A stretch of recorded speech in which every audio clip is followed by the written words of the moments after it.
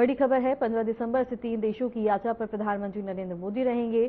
बता दें कि जॉर्डन और ओमान यात्रा पर तय है और पीएम मोदी पहली बार बता दें कि जाएंगे और 15 से 18 दिसंबर तक विदेश दौरा रहेगा पीएम मोदी का। इसके साथ ही दौरे पर बता दें किंग अब्दुल्ला से मुलाकात करेंगे, 3 देशों के साथ संबंध मजबूत करेंगे।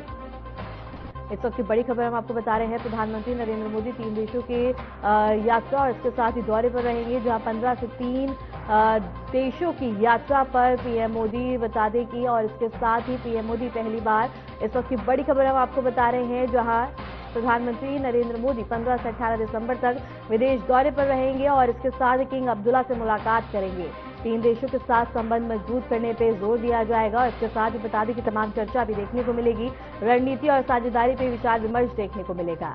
इस वक्त की बड़ी खबर हम आपको बता रहे हैं, प्रधानमंत्री नरेंद्र मोदी 15 दिसंबर से 3 देशों की यात्रा पर रहेंगे और इसके साथ ही किंग अब्दुल्ला से मुलाकात करेंगे पीएम मोदी और इसके साथ ही बता दें कि नीति और निवेश और अन्य महत्वपूर्ण चीजों को लेकर इन यात्राओं के दौरान विचार विमर्श देखने को मिलेगा और इसके साथ ही बता दें कि बैठकें भी होंगी।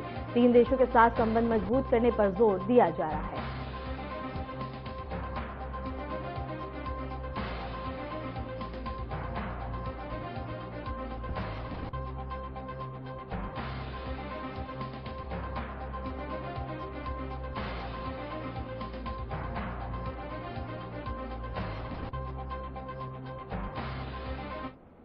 केंद्रीय गृह मंत्री अमित शाह और बीजेपी के राष्ट्रीय अध्यक्ष एवं केंद्रीय मंत्री जेपी नड्डा ने अंबेडकर इंटरनेशनल सेंटर में दिवंगत अभिनेता धर्मेंद्र को भावपूर्ण श्रद्धांजलि अर्पित की। यहां उनकी याद में प्रार्थना सभा आयोजित की गई, जिसमें फिल्म और राजनीतिक जगत की कई वरिष्ठ हस्तियों ने हिस्सा लिया। अमित शाह और जेपी नड्डा ने धर्मेंद्र के जीवन और उनके सामाजिक एवं सांस्कृतिक योगदान को याद करते हुए कहा कि उन्होंने भारतीय सिनेमा और समाज में अपनी अलग पहचान बनाई। सभा में उपस्थित लोगों ने उनके चित्र पर फूल अर्पित कर उन्हें श्रद्धांजलि दी और उनके लिए प्रार्थना की। इसके साथ ही बता दें कि धर्मेंद्र के निधन से सिनेमा जगत में एक शून्य उत्पन्न हुआ है, जिसे हमेशा याद किया जाएगा।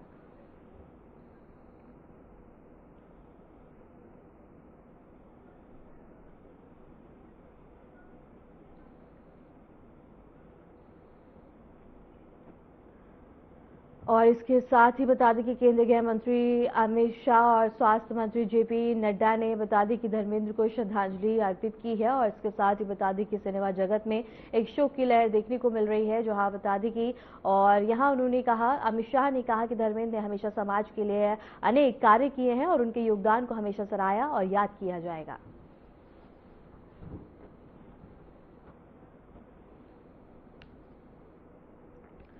केंद्रीय मंत्री प्रहलाद जोशी हाइड्रोजन से चलने वाली कार चलाकर संसद पहुंचे। उन्होंने कहा कि यह कार पूरी तरह से जीरो एमिशन वाली है और केवल पानी की भाप छोड़ती है।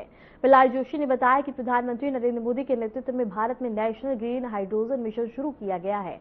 इस मिशन का उद्देश्य पर्यावरण के अनुकूल वाहनों को बढ़ावा देना और कार्बन उत्सर्जन कम करना है। यह पहल भारत में हरित और स्वच्छ ऊर्जा पर जोर देने की दिशा में एक महत्वपूर्ण कदम मानी जा रही है।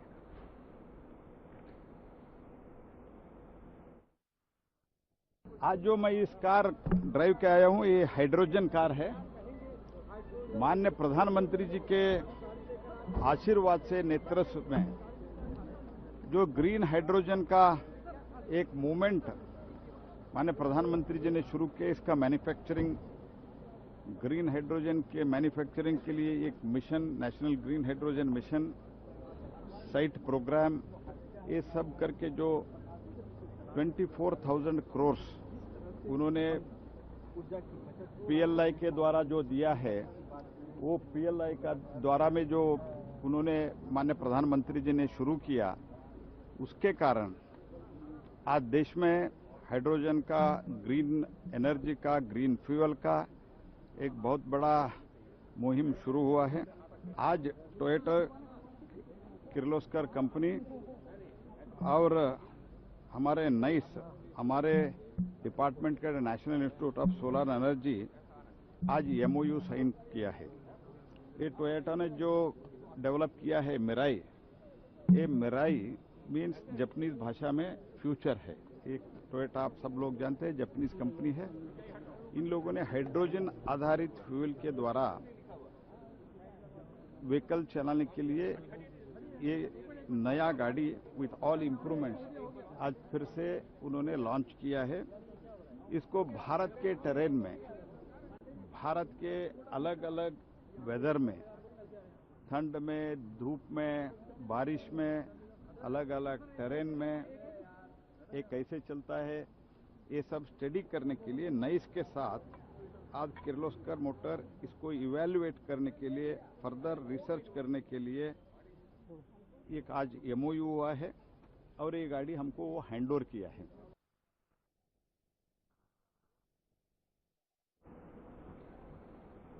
दिल्ली में मुख्यमंत्री रेखा गुप्ता की अध्यक्षता में शहरी सड़कों के पूर्ण विकास के लिए मानक ढांचे पर अहम बैठक आयोजित की गई। बैठक में राजधानी की सड़कों के सुधार, चौड़ीकरण और उन्नत निर्माण मानकों को लागू करने पर चर्चा की गई। मुख्यमंत्री ने कहा कि शहर की सड़कों का सुरक्षित, सुगम और आधुनिक ढांचा सुनिश्चित करना सरकार की प्राथमिकता है। उन्होंने अधिकारियों को निर्देश दिए कि निर्माण कार्यों में गुणवत्ता और समयबद्धता का विशेष ध्यान रखा जाए। बैठक में नगर निगम और संबंधित विभागों के वरिष्ठ अधिकारी भी मौजूद रहे और उन्होंने योजनाओं के क्रियान्वयन और बजट आवंटन पर विस्तृत प्रस्तुति दी।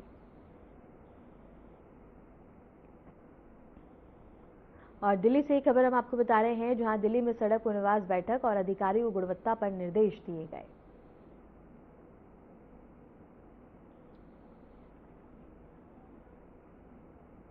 उत्तराखंड के मुख्यमंत्री पुष्कर सिंह धामी ने राज्य के पहाड़ी इलाकों में जंगली जानवरों के हमलों के मुद्दे पर सीनियर अधिकारियों के साथ एक उच्च स्तरीय बैठक की।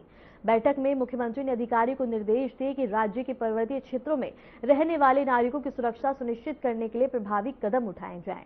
उन्होंने कहा कि जंगली जानवरों के हमले को रोकना और प्रभावित इलाकों में तत्काल राहत और बचाव उपायों को लागू करना सरकार की प्राथमिकता है। सीएम धामी ने प्रशासन से कहा कि जनता के साथ लगातार संवाद बनाए रखा जाए और सुरक्षा के लिए सभी उपलब्ध संसाधनों का अधिकतम उपयोग किया जाए। बैठक में संबंधित विभागों के वरिष्ठ अधिकारी भी उपस्थित रहे और उन्होंने वर्तमान स्थिति और आने वाली रणनीतियों पर विस्तृत प्रस्तुतियां दी।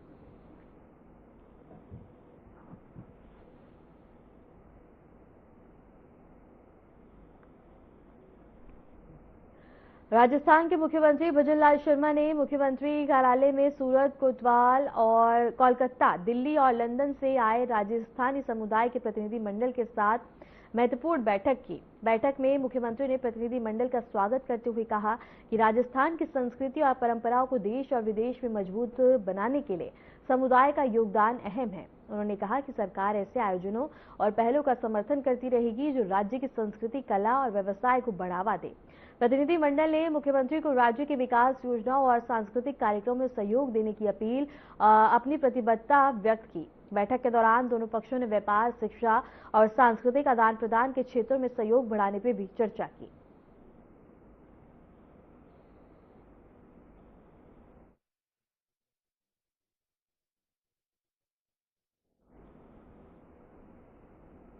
अरुणाचल प्रदेश के औरजा जिले में बता दें कि रोड पर एक बड़ा हादसा हो गया। निर्माण कार्य में लगे असम के करीब 25 मजदूरों को लेकर जा रहा ट्रक गहरी खाई में गिर गया। हादसे में 22 लोगों की मौत की पुष्टि हुई है। अब तक 13 शव बरामद किए जा चुके हैं, जबकि बाकी की तलाश जारी है। और स्थानीय सूत्रों के अनुसार ट्रक में बता दें कि असंतुलित होकर खाई में जा गिरा। हादसे की सूचना मिलते ही प्रशासन और पुलिस की टीम मौके पर पहुंची और रेस्क्यू अभियान शुरू किया। इसके साथ ही दुर्गम इलाके और खराब मौसम के कारण बचाव कार्य में मुश्किल आ रही है। अधिकारियों ने मृतकों की पहचान की प्रक्रिया शुरू कर दी है और पीएमओ ने अरुणाचल प्रदेश के औरजा जिले में हुए हादसे में जान गंवाने वालों के परिजनों को प्रधानमंत्री राष्ट्रीय राहत कोष से 2 लाख रुपए और घायलों को 50,000 रुपए देने की घोषणा की है। और इसके साथ ही बता दें कि एक ट्रक खाई में जा गिरा, जिससे 22 मजदूरों की मौत की पुष्टि हुई है। 13 शव बरामद किए गए हैं। राहत कार्य लगातार जारी है और इसके साथ ही परिजनों को बता दें कि राहत राशि मिलेगी। जहां घायलों को 50,000 रुपए राशि देने की घोषणा की है, तो वहीं मृतक परिजनों को 2 लाख रुपए की राशि देने की घोषणा की गई है।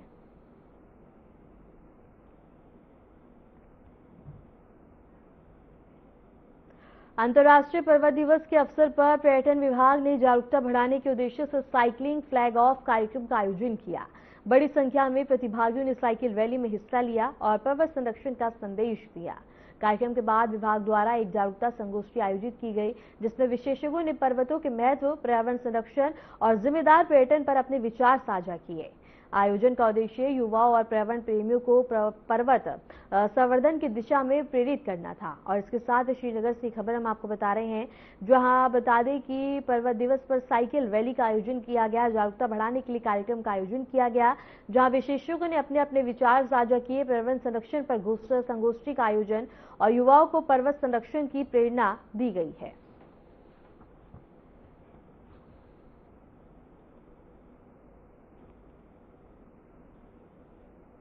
दिल्ली डेवलपमेंट अथॉरिटी ने अपने अतिक्रमण विरोधी अभियान के तहत सैनिक फॉर्म इलाके में एक बंगले का ध्वस्तीकरण किया।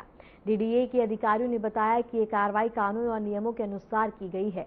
अतिक्रमण हटाने का उद्देश्य क्षेत्रीय नियोजन और सार्वजनिक संपत्ति की सुरक्षा सुनिश्चित करना है।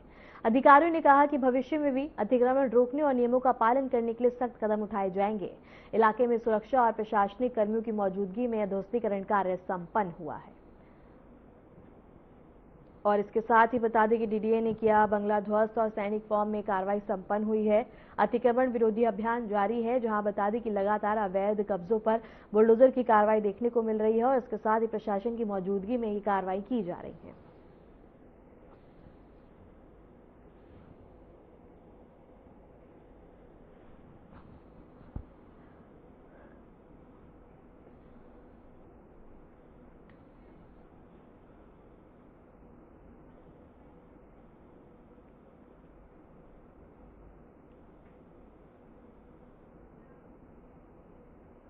राष्ट्रीय राजधानी में स्मॉग की घनी परतें छाई हुई हैं। अक्षरधाम इलाके में प्रदूषण का स्तर साफ दिखाई दिया, जहां बता दें कि आंकड़ों के अनुसार वायु गुणवत्ता सूचकांक 354 रिकॉर्ड किया गया, जो कि बहुत ही खराब श्रेणी में आता है। इसी तरह गाजीपुर क्षेत्र में भी हवा की गुणवत्ता बेहद ही चिंताजनक रही है और AQI बेहद ही खराब श्रेणी में दर्ज किया गया। और ITO के आसपास का क्षेत्र भी स्मॉग से ढका रहा है। इंडिया गेट सहित कई हिस्सों में विजिबिलिटी कम रही है और लोगों को सांस लेने में दिक्कत महसूस हुई है। वहीं उत्तर प्रदेश के मुरादाबाद में घना कोहरा छाया रहा है और शीतलहर ने जनजीवन को प्रभावित किया है। सुबह से ही ठंड में और बढ़ोतरी महसूस की गई। विशेषज्ञों का कहना है कि बढ़ते प्रदूषण और मौसम के बदलते मिजाज को देखते हुए मास्क पहनना, सुबह शाम घर से कम निकलना और संवेदनशील वर्ग को खास सतर्कता बरतनी चाहिए। और ये तस्वीरें हम आपको दिखा रहे हैं। पहली तस्वीर ITO की है, दूसरी अक्षरधाम की है, तीसरी इंडिया गेट की है, चौथी गाजीपुर की है। चारों ही तस्वीरों में आप देख सकते हैं कि किस तरह से धुंध छाई हुई है और धुंध की परतें साफ इन चारों तस्वीरों में देखने को मिल रही हैं, और जिससे कि दृश्यता काफी कम हो गई है। वाहनों को काफी ज्यादा दिक्कत हो रही है, क्योंकि दृश्यता कम होने के कारण वाहनों को काफी ज्यादा खतरा होता है। और इसके साथ ही बता दें कि अब वाहनों की रफ्तार सड़कों पे काफी ज्यादा धीमी होती हुई नजर आ रही है। इसके साथ ही अगर अक्षरधाम की बात करें तो यहाँ तस्वीरों में साफ देखा जा सकता है कि किस तरह से धुंध यहाँ छाई हुई है और दृश्यता काफी ज्यादा कम है। और गाजीपुर में भी आप देख सकते हैं कि किस तरह से संचालन में दिक्कत और इसके साथ ही इंडिया गेट में भी दृश्यता कम हो गई है।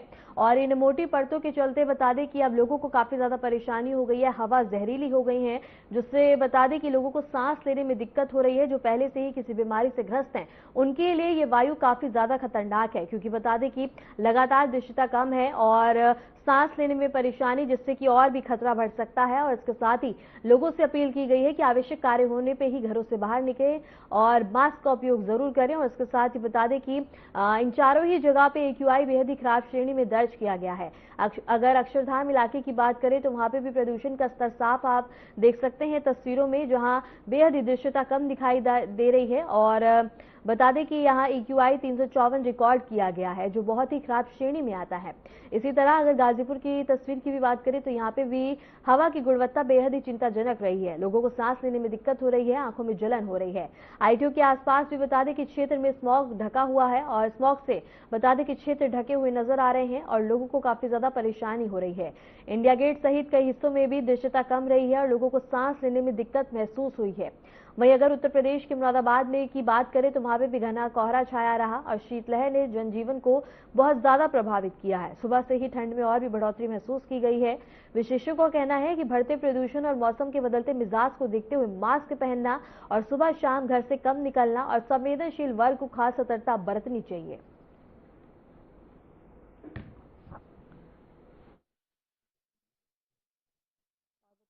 हवा काफी ज्यादा जहरीली हो गई है, लोगों को काफी परेशानी हो रही है और इसके साथ ही लोग मजबूर हैं इस जहरीली हवा में सांस लेने को। और इसके साथ ही बता दें कि दिल्ली में स्मॉग का कहर काफी ज्यादा बरपता हुआ नजर आ रहा है, अक्षरधाम में, आईटीओ में, गाजीपुर में।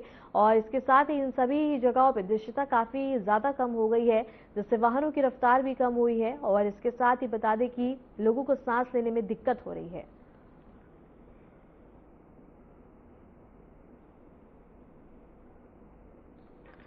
और इन तस्वीरों में भी आप देख सकते हैं कि किस तरह से दृश्यता कम है।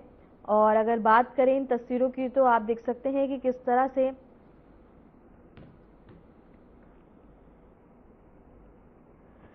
देश भर में ठंड का प्रकोप, कई राज्यों की शीतलहर और कोहरा गहरा। बता दें कि कश्मीर घाटी में तापमान में लगातार गिरावट दर्ज की जा रही है। ठंड बढ़ने के साथ ही शीतलहर का असर तेज हो गया है। कई इलाकों में सुबह और रात के तापमान में भारी गिरावट के चलते आम जनजीवन प्रभावित हो रहा है। और कर्नाटक के दक्षिण भारत में भी सर्दी अपना असर दिखा रही है। और इसके साथ ही हुबली में शीतलहर के चलते लोग अलाव का सहारा लेते हुए दिखाई दे रहे हैं। सुबह और देर शाम बाजारों में रौनक कम हो गई है। उत्तर प्रदेश के मुरादाबाद में घना कोहरा छाया हुआ है। दृश्यता कम होने से वाहन चालकों को दिक्कत का सामना करना पड़ रहा है। शहर में शीतलहर का असर लगातार बना हुआ है। हरियाणा के करनाल में भी घना कोहरा छाया। मौसम विभाग ने आज न्यूनतम तापमान बता दें कि 60 डिग्री सेल्सियस रहने का अनुमान लगाया है। कड़ाके की ठंड से लोग घरों में दुबके रहने को मजबूर हैं। राष्ट्रीय राजधानी के कई इलाकों में सुबह स्मॉग की मोटी परत दिखाई दी। वीडियो आनंद विहार इलाके का है, जहां धुंध और प्रदूषण के मिश्रण से दृश्यता कम हो रही है और हवा की गुणवत्ता चिंताजनक स्तर पर दर्ज की गई है। और ये तस्वीरें भी हम आपको दिखा रहे हैं। पहली तस्वीर उत्तर प्रदेश की है, दूसरी कर्नाटक की है, तीसरी दिल्ली की है, चौथी जम्मू कश्मीर और पांचवी हरियाणा की है। और इन पांचों ही जगह पे आप देख सकते हैं कि किस तरह से धुंध छाई हुई है। और इसके साथ ही शीतलहर का असर भी देखने को मिल रहा है। शीतलहर को लेकर अलर्ट जारी किया गया है। लोग अलाव का सहारा लेते हुए नजर आ रहे हैं। और इसके साथ ही बता दें कि शीतलहर के चलते दृश्यता काफी कम हो गई है, जिससे वाहनों को सबसे ज्यादा दिक्कत हो रही है, सामना करना पड़ रहा है। राज्यों में शीतलहर और कोहरा का अलर्ट जारी किया गया है। और इसके साथ ही बता दें कि राज्य में भीषण शीतलहर का अलर्ट है।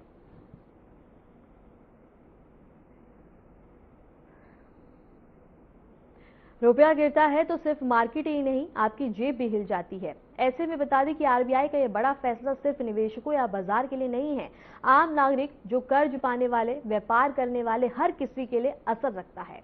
अगर आप या आपका परिवार कोई लोन लेने वाले हैं, बड़े खर्च की योजना बना रहे हैं या महंगाई की चिंता है, तो ये खास रिपोर्ट आपके लिए है। क्योंकि एक रुपया डॉलर के मुकाबले धड़ाम से गिरता जा रहा है। और दूसरी तरफ भारतीय रिजर्व बैंक को लेकर सवाल उमड़ गुमड़ के रहे हैं कि क्या आरबीआई रुपए की ये फिसलन रोक पाएगा। सवाल ये है कि आरबीआई के तत्काल के लिए लिए गए कदम बता दें कि रुपए को फिर से मजबूत कर पाएंगे। चलिए जानते हैं। विदेश यात्रा महंगी, मोबाइल, लैपटॉप, पेट्रोल सब महंगा और महंगाई की लहर अब सीधे आपके दरवाजे पर। जी हां, रुपया पहली बार 90 के पार, बाजार में घबराहट, डॉलर की मांग तेज और विदेशी निवेशकों ने पैसा निकालना तेज कर दिया है। यानी इधर रुपया कमजोर, उधर महंगाई का खतरा बढ़ने लगा है। सितंबर तिमाही में शानदार जीडीपी ग्रोथ के बावजूद रुपया यूएस डॉलर के मुकाबले 90 के लेवल को पार कर अपने सबसे निचले स्तर पर पहुंच गया। 2025 में डॉलर के मुकाबले रुपया में 4.9% की गिरावट आई है और इसी के साथ दुनिया की 31 सबसे बड़ी करेंसी तीसरा सबसे खराब परफॉर्मर बन गया है। लेकिन ये वो वक्त है जब आरबीआई रेस्क्यू मोड में आ चुका है और सिर्फ बातों से नहीं, बड़े बड़े कदमों से। आरबीआई ने बाजार में करोड़ों रुपए झोंकने का फैसला किया है ताकि सिस्टम में पैसा रहे, मार्केट स्थिर रहे और घबराहट कम हो। यानी आरबीआई बैंकिंग सिस्टम को डॉलर देगा और बदले में रुपया लेगा। इससे डॉलर की किल्लत कम हो और रुपया मजबूत होता है। स्वैप की अवधि 36 महीने यानी 3 साल होगी। इस नीलामी में बैंक आरबीआई को डॉलर बेचेंगे और बदले में रुपया पाएंगे। इससे बैंकिंग सिस्टम में रुपए की उपलब्धता बढ़ेगी। ब्लूमबर्ग की एक रिपोर्ट के मुताबिक आरबीआई गवर्नर संजय मल्होत्रा का मकसद करेंसी स्पेकुलेशन को सुलझाना है। साथ ही पिछले साल अपने ही पहले गवर्नर द्वारा इस्तेमाल किए गए एग्रेसिव इंटरवेंशन टैक्सेस से बचना है। कम इंटरवेंशन एक तरफा ट्रेडिंग को बढ़ावा दे सकता है, जिससे गिरावट तेज हो सकती है, जबकि रुपया की खरीद के जरिए बहुत ज्यादा इंटरवेंशन बैंकिंग सिस्टम की लिक्विडिटी को कम कर सकता है, जिससे इकोनॉमिक ग्रोथ पर असर पड़ सकता है और फॉरेन एक्सचेंज रिजर्व कम हो सकता है। आरबीआई ने यह फैसला इसलिए लिया है ताकि बैंकिंग सिस्टम में लगभग 45,000 करोड़ की ताजा लिक्विडिटी डाली जा सके। इससे ओवरनाइट इंस्ट्रूमेंट में दबाव कम होगा और रेपो रेट में हाल ही में की गई कटौती बेहतर काम कर पाएगी। सरल शब्दों में बाजार में रुपए की आपूर्ति बढ़ेगी, रुपए पर दबाव कम होगा, रुपए की गिरावट की रफ्तार थोड़ी धीमी या काबू में आ सकेगी। इस स्वैप के जरिए रुपए की आपूर्ति बढ़ने से महंगाई और महंगाई फेर से राहत मिल सकती है। आरबीआई ने यह फैसला सिर्फ रुपए को मजबूत करने के लिए नहीं, बल्कि मार्केट में अस्थिरता कम करने के लिए लिया है, ताकि अचानक बड़े झटकों से आम नागरिक या व्यापार प्रभावित न हो। सवाल है कि क्या ये कदम रुपया फिर से मजबूत करेगा? जवाब सीमित है, लेकिन मायने रखता है। कैसे, वो भी समझते हैं। इससे स्वैप लिक्विडिटी से रुपए की उपलब्धता बढ़ेगी, मार्केट का उतार चढ़ाव कम करने और बाजार को सुव्यवस्थित रखने की कोशिश है। अगर कैपिटल फ्लोज या ग्लोबल डॉलर डिमांड जैसी चुनौतियां बन रही हैं, तो केवल लिक्विडिटी से दीर्घकालीन मजबूती मिलना मुश्किल हो सकता है। फिर भी इस कदम से बैंकिंग सिस्टम को राहत मिलेगी और रेपो रेट की कटौती का लाभ आम कर्ज पाने वालों तक पहुंचेगा।